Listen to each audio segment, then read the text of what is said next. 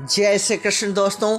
कभी कभी बिना सोचे समझे की गई प्रतिज्ञा अपनों से युद्ध करने को विवश कर देती हैं।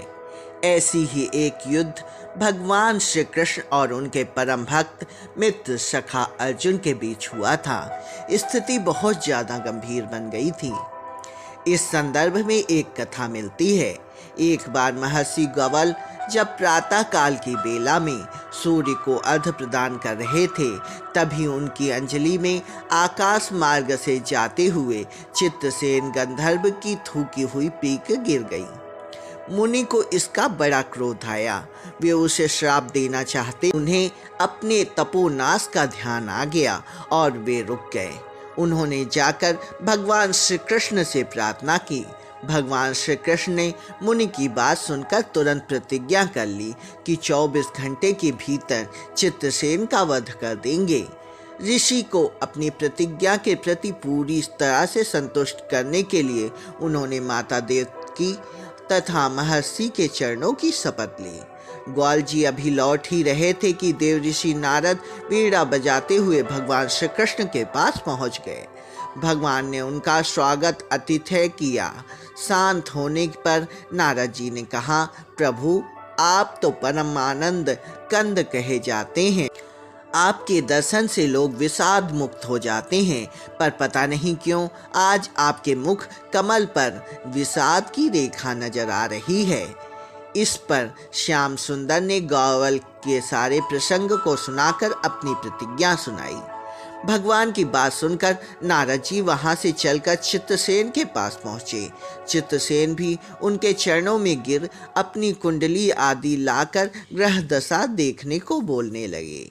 नारद जी ने कहा, अरे तुम अब यह क्या पूछ रहे हो? तुम्हारा अंतकाल निकट आ चुका है। अपना कल्याण चाहते हो तो बस दान पुण्य कर लो। 24 घंटे के भीतर श्री कृष्ण तुम्हें मार डालने की प्रतिज्ञा कर ली है। मृत्यु के भय से घबराकर चित्रसेन इधर उधर दौड़ने लगे। वह ब्रह्मा के धाम, शिवपुरी, इंद्र, यम, वरुण सभी देवताओं के लोकों में दौड़ते फिर रहे थे, पर किसी ने उसे अपने यहाँ ठहरने नहीं दिया। श्री कृष्ण से शत्रुता कौन उधार लेता? अब बेचारा गंधर्वराज अपनी रोती पीटती स्त्रियों के साथ नारद जी के शरण में आ गए। नारद जी दयालु तो ठहरे ही, बोले, अच्छा यमुना तट पर चलो।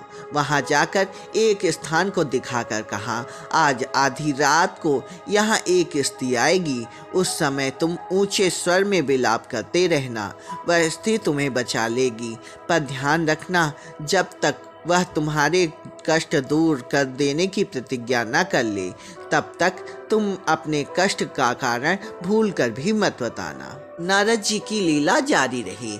एक ओर चित्रसेन को यह समझाया, दूसरी ओर पहुंच के अर्जुन के महल सुभद्रा के पास उससे बोले, सुभद्रे आज का पर्व बड़ा ही महत्वपूर्ण है। आज आधी रात को यमुना स्नान करने तथा किसी दीन की रक्षा करने से अक्षय पुण्य की प्राप्ति होती है। आधी रात को सुभद्रा अपनी 1-2 सहेलियों के साथ यमुना में स्नान करने गईं। वहां उन्हें रोने की आवाज़ सुनाई दे रही थी। नारद जी ने दीनोद्धार के महात्मा को बतला रखा था। सुभद्रा ने सोचा, चलो अक्षय पुण्य का फल ले लेते हैं। वह तुरंत उधर गई तो चित्रसेन रोता हुआ मिला। उन्होंने लाख पूछा, पर वह बिना प्रतिज्ञा के बतलाए ही नहीं। अंत में इनके प्रतिज्ञाबद्ध होने पर उसने स्थिति स्पष्ट की। अब तो यह सुनकर सुभद्रा बड़े ही धर्म संकट और असमंजस में पड़ गई थी। एक ओर श्री कृष्ण की प्रतिज्ञा, वह भी ब्राह्मण के लिए, दूसरी ओर अपनी प्रतिज्ञा। अंत में शरणागत की रक्षा करने का निश्चय करके वह उसे अपने साथ ले गई। घर जाकर उन्होंने सारी परिस्थिति अर्जुन के सामने रख दी। अर्जुन ने सुभद्रा को सांत्वना दी और कहा कि मैं तुम्हारी प्रतिज्ञा पूरी करूंगा।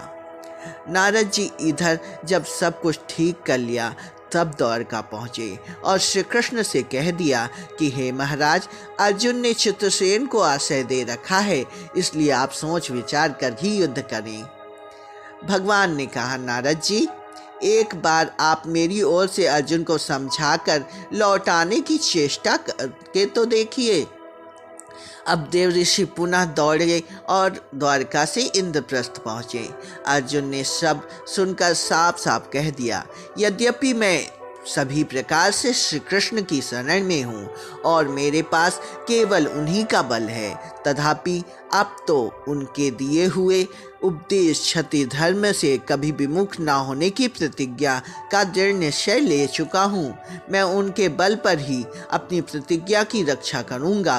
प्रतिज्ञा छोड़ने में तो मैं असमर्थ हूँ। दौड़कर देव ऋषि अब द्वारका आए और ज्यों का त्यों अर्जुन का वृत्तांत सुनाया। अब क्या हो, युद्ध की तैयारी हुई। सभी यादव और पांडव रण क्षेत्र में पूरी सेना के साथ उपस्थित हुए। तुमुल युद्ध छिड़ गया। बड़ी घमासान लड़ाई हुई, पर कोई जीत नहीं सका। अंत में श्री कृष्ण ने अर्जुन पर सुदर्शन चक्र छोड़ा। अर्जुन ने पशुपास्त्र छोड़ दिया। के लक्षण देखकर अर्जुन ने भगवान शंकर का स्मरण किया।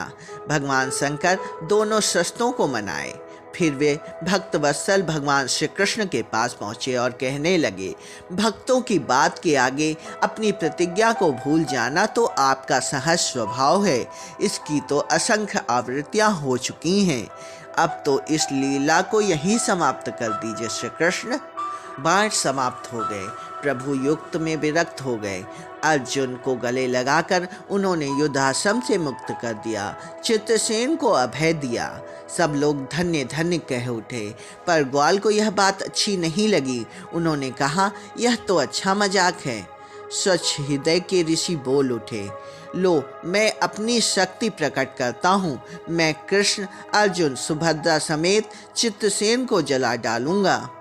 पर बेचारे साधु ने जो ही जल हाथ में लिया, सुभद्रा बोल उठी, मैं यदि श्री कृष्ण की भक्त हूँ और अर्जुन के प्रति मेरा प्रतिवत पूर्ण हो, तो यह जल ऋषि के हाथ से पृथ्वी पर कभी ना गिरे। ऐसा ही हुआ। ग्वाल बड़े लज्जित हुए। उन्होंने प्रभु को नमस्कार किया और अपने स्थान लौट गए।